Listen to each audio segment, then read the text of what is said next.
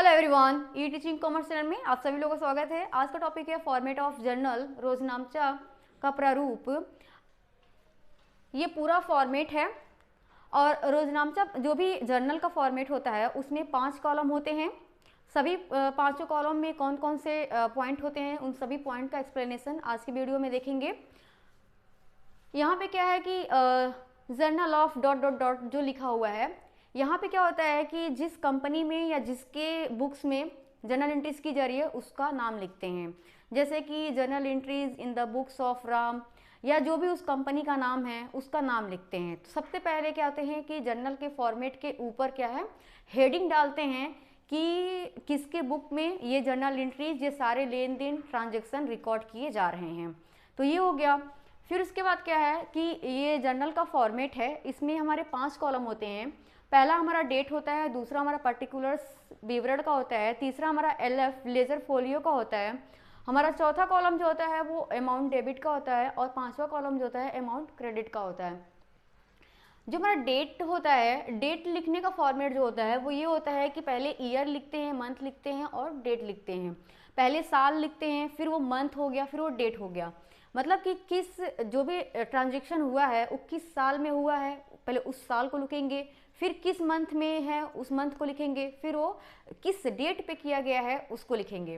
तो पहले year, month और फिर डेट। तो ये होता है हमारा डेट लिखने का फॉर्मेट जर्नल एंट्रीज में, जर्नल में।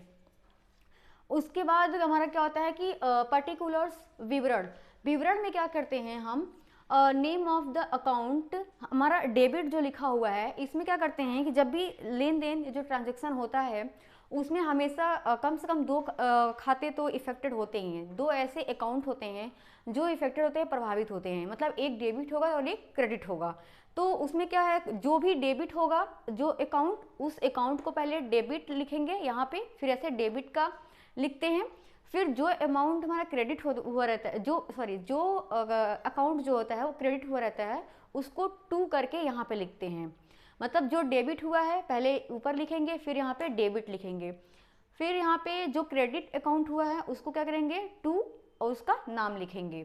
अब उसके बाद जो भी ये ट्रांजेक्शन हुआ है डेबिट और क्रेडिट, उस ट्रांजेक्शन के बारे में क्या करेंगे, नीचे क्या करते हैं नरेशन या एक्सप्लेनेशन के रूप में लिखते हैं कि ये ट्रांजेक्शन जो है किस बात के लिए हुआ है और क्यों डेबिट और क्रेडिट हुआ है।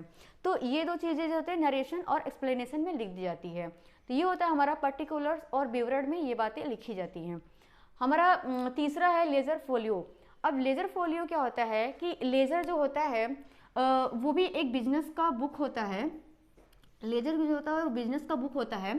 तो इस ट्रांजेक्शन को, ये जो ट्रांजेक्शन है, इस ट्रांजेक्शन को लेजर में किस पेज नंबर पे लिखा गया है, उस पेज नंबर को यहाँ पे जर्नल में तीसरे कॉलम में लेजर फोलियो के कॉलम में लिखा जाता है। मतलब कि इस ट्रांजेक्शन के बारे में लेजर बुक में किस पेज नंबर पर लिखा गया है, उस पेज नंबर को क्या करेंगे हम यहाँ पे लेजर फोलियो के कॉलम में लिखते हैं। तो ये होता है हमारा लेजर फोलियो। उसमें क्या लिखते हैं ये एक्सप्लेन कर दी। फिर उसके बाद हमारा 4th कॉलम आता है अमाउंट डेबिट का। इसमें क्या होता है कि जो भी लेन देन ट्रांजेक्शन हुए रहते हैं, जितने हमारे डेबिट अमाउंट होते हैं उनको डेबिट कॉलम में लिखते हैं। हमारा 5th कॉलम है, 5वां जो है वो है क्रेडिट का अमाउंट। अब क्रेडिट अमाउंट में क्या होता है कि जितने सारे हमारे क्रेडिट के अमाउंट होते हैं उनको हम क्रेडिट कॉलम में लिखते हैं। तो ये हो गया हमारा 5 कॉलम डेट का। डेट लिखने का फॉर्मेट कैसे लिखते हैं, पर्टिकुलर्स विवरण का हो गया। तीसरा कॉलम होता है लेजर फोलियो का, अमाउंट डेबिट का कॉलम होता है 4th कॉलम, और 5th कॉलम जो होता है हमारा अमाउंट क्रेडिट का होता है। अब यहाँ पे डेबिट कॉलम और क्रेडिट कॉलम में क्या होता है कि जो भी डेबिट कॉलम का अमाउंट होता है सबको ऐड कर लेते हैं, फिर नीचे लिखते हैं। फिर उसके बाद अमाउंट क्रेडिट का कॉलम होता है, उन सभी अमाउंट को जोड़ लेते हैं और नीचे लिखते हैं। और इसमें क्या होता है कि अमाउंट डेबिट कॉलम का और क्रेडिट कॉलम का अमाउंट जो होता है जोड़ने पर, ऐड करने पे जो सम होता है उनका वो सेम आना चाहिए। ये कंपलसरी होता है। सेम नहीं आता है, एक समान दोनों कॉलम का जो योग है, ऐड है, वो सेम नहीं आता है, तो क्या होता है वो यानी कि ये होता है कि जर्नल एंट्रीज करने के दौरान कहीं ना कहीं मिस्टेक हुई है, गलत हुआ है। तो दोनों कॉलम का जो योग है, सम है, वो क्या है, सेम आना चाहिए।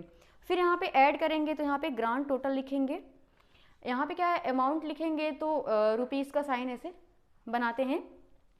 तो ये पूरा हो गया हमारा फॉर्मेट ऑफ जर्नल।